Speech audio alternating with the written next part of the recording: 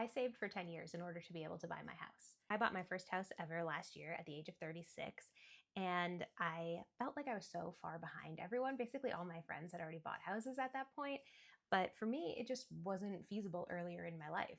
I've been low income pretty much my whole life. I grew up in a single parent household. We were on food stamps for a couple of years as a kid, and then I went to college. I graduated with student loans, and I lived at the poverty line in Austin, Texas for several years of my 20s. I was making like $16,000 a year, $19,000 a year, $15,000 a year. And I had student loan debt. So in my 20s, my priority was paying off my debt.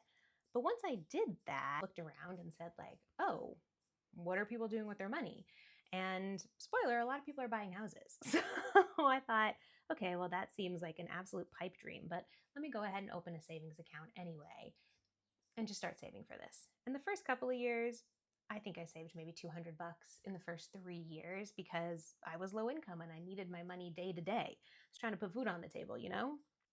But I kept the savings account. I saved $80,000 over the course of 10 years.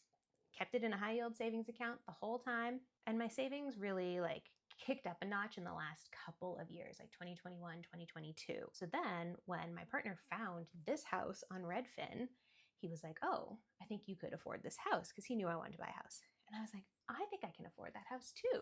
So my house was $300,000. I decided to put 10% down, and then I had to pay closing costs. So 10% down, $30,000. Closing costs were an additional $10,000.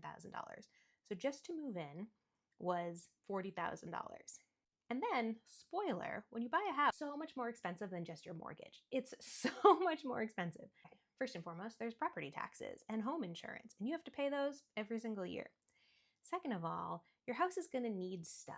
Like, it just is. I'm pretty low maintenance. Like, you see me fixing the hole in these pants instead of just buying new.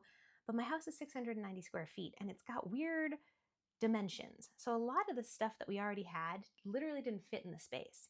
And the house has basically no storage. So I had to buy a cabinet for our bedroom. I had to buy shelves for our bedroom. I had to buy a shovel because we live in Massachusetts and it snowed. I had to buy a lawnmower.